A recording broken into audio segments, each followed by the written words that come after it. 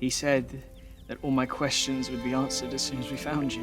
I always look forward to it when a studio steps out of its comfort zone to create something unexpected. Blades of Fire, a 3D action RPG from developer Mercury Steam, best known for the stellar Metroid Dread and its action-packed take on Castlevania during the PlayStation 3, Xbox 360 era, does just that. Combining its past successes to give you control of a blacksmith who crafts his own weapons of destruction seemed like a promising concept. Unfortunately, the superb crafting portions of this lengthy fantasy adventure are overshadowed by an uneven story and combat that lacks real depth.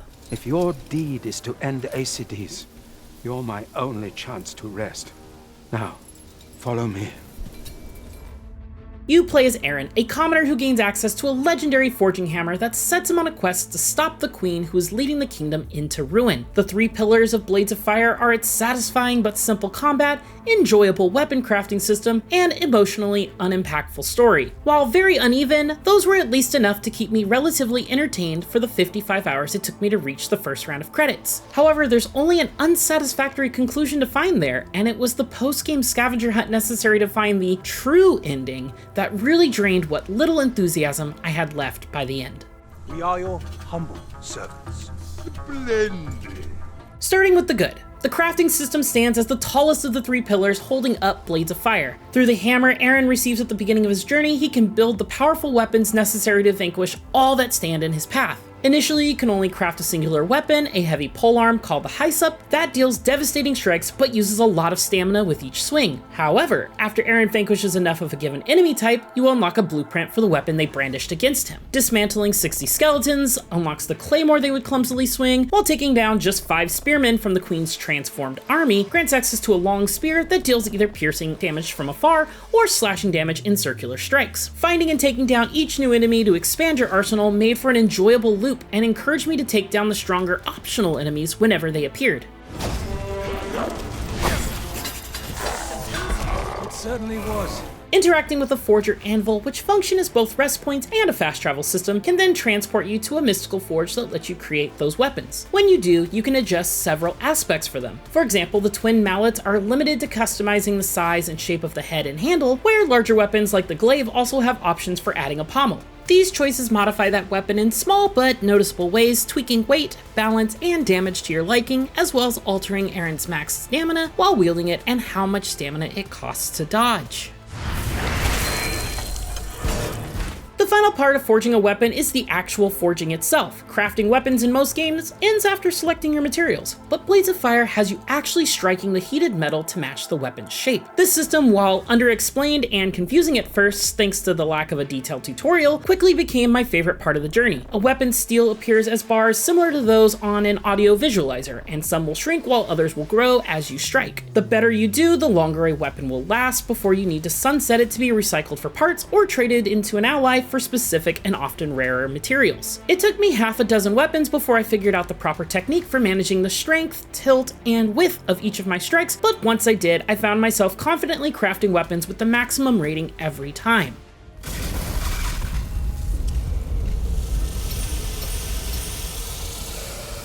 For those who end up not enjoying the crafting, there is an option to skip the process after the first time, but the maximum number of times you can repair it will be limited to the best results you've created manually. This smartly expedited my return trips to the forge, as I'd often hold off from replacing weapons until they were all beyond repair, turning what would be a lengthy process into a short trip that got me back into the action sooner. Blades of Fire even gives you the option to name your weapon before setting out, which I initially reserved primarily for punny names like Captain Falchion or Let Me Axe You Something, but eventually, as I saw them reach their final forms with the best materials and enhancements, giving them names suitable of their legacy like Gaibog or Masamune. Though there are 35 different weapons to wield and each vary between their speed, range, and other properties, combat unfortunately boils down to just 8 attacks. These are performed by pressing the button on your controller that matches the part of an enemy you want to strike. So triangle or the Y button will strike at an enemy's head, circle or B will strike on the right, and so on. There are also charged attacks that deal higher damage and mutilate enemies if fatal, resulting in more gruesome deaths. It is disappointing though that mutilating an enemy's head with either a blunt weapon or piercing weapon has the same animation, and seeing an enemy's head fall off the same way got old after the first dozen times. There are also no combination of attacks that offer any real benefit, so alternating left and right strikes is virtually the same as mindlessly spamming a single direction. If it wasn't for the use of parries and perfect dodges that offer a small window of opportunity to retaliate safely, combat would have felt even more bland than it already does.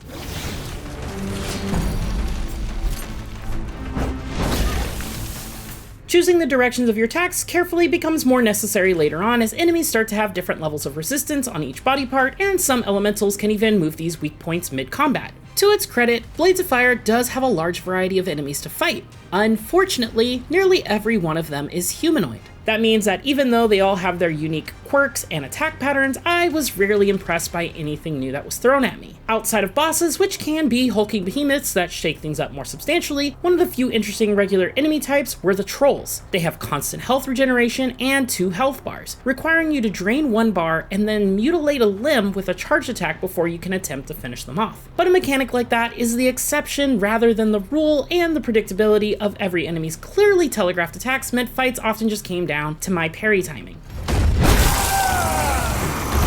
If you do fall in combat, the powers of the legendary hammer mean Aaron doesn't stay dead for long. However, his temporary deaths come with the penalty of dropping your equipped weapon at that location, similar to how you drop souls, blood echoes, and other currencies in games like Dark Souls or Bloodborne. Thankfully, Blades of Fire is much more forgiving, as any weapon dropped in location turns to stone and remains in the world permanently until Aaron retrieves it. This was a welcome change to the formula, as the potential of permanently losing a weapon you've invested heavily into after consecutive deaths would have been extremely frustrating. What?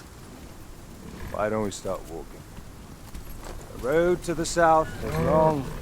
Last, and certainly least, the most disappointing pillar of Blades of Fire is its story, characters, and world exploration. Aaron's quest to stop the Queen does keep a decent pace, but it never surprised or wowed me, and many moments that seem like they should be impactful are hindered by an uneven delivery. At one point, after killing a major boss, he simply fell to his knees and sat there until I struck him once more. It felt like it was set up for more, but there was no dialogue and no flair. Just this previously important character falling to the ground in an anticlimactic fashion. Blades of Fire also has one of the most disappointing endings I've seen in a while, rolling credits with little resolution and then immediately sending you off on a scavenger hunt that is too long for its own good if you want to find out what's actually going on.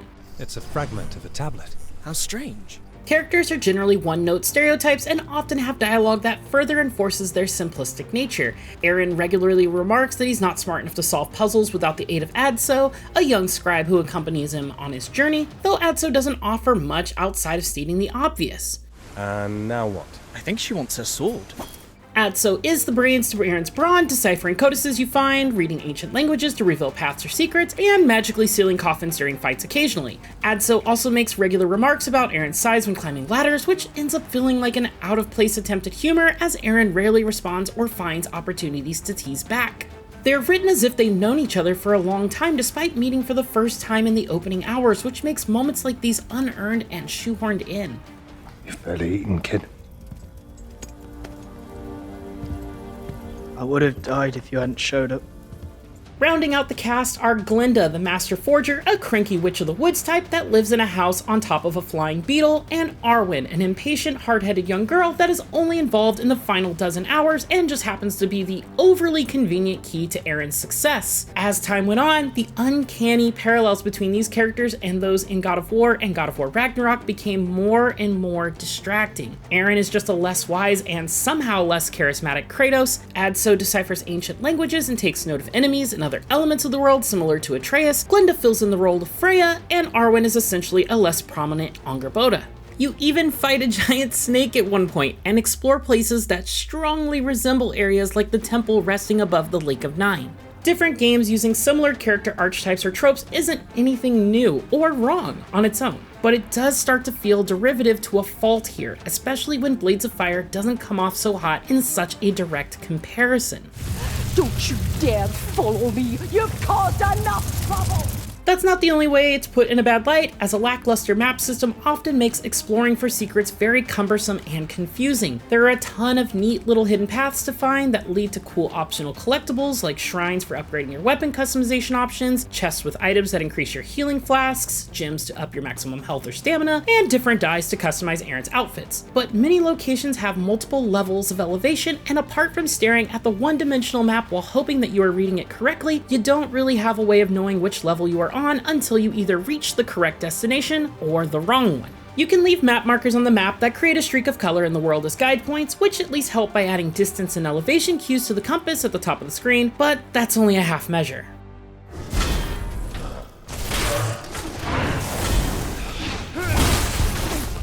Blades of Fire's blacksmithing burns bright, but it doesn't forge a sharp enough edge to put its customizable weapons to good use. The combat is serviceable, but overly simplistic, and the mediocre story often failed to evoke any kind of emotion in me at all, positive or negative, as it just goes through the motions from start to finish. The unintuitive map also frequently left me running in circles, making what could have been a fun hunt for worthwhile secrets feel more like a chore. And when those pain points are compounded by unflattering comparisons to the games it so clearly took inspiration from, Blades of Fire just can't cut it.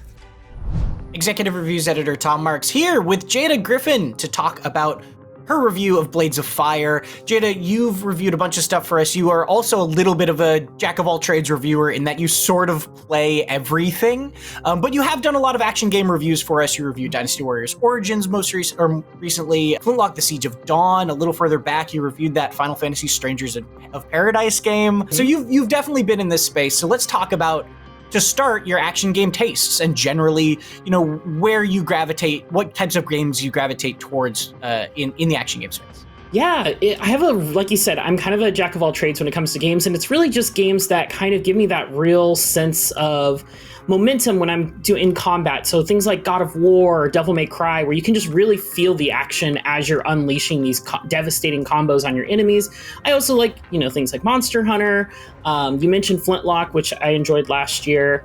I'm kind of branch all over the place when it comes to action games. Also, one of our, just to give you your flowers, one of our best action game players on staff, I think. You posted, you were behind that video of Dynasty Warriors Origins earlier this year where people were like, oh my god, because you were just going to town on Lubu, I think it was. Gotta be quicker than that. Looking rough. Gotta be quicker than that. Yes, that was me. I so also not a stranger to the genre. Not at all. And I write a lot of parry guides for our various wikis. I wrote the parry guide for God of War, Ragnarok, I believe. So yeah. Well, so let's talk about an interesting debate that comes up occasionally with action games, and especially came up with the Ninja Gaiden that came out, Ninja Gaiden 2 Black, right? Reignited this conversation of so many action games are becoming Dark Souls stamina based, and Ninja Gaiden kind of a little bit reminded people of, oh yeah, there's also just flurry of blows action games. Where do you come down in that, or are you somewhere in the middle? I generally enjoy both types. So I've picked up the platinum in Sekiro. I just picked up platinum in Bloodborne. So doing those Soulsy action games, I've done that. I've got the platinum in God of War. I kind of fall and enjoy both of them for when I'm getting into it.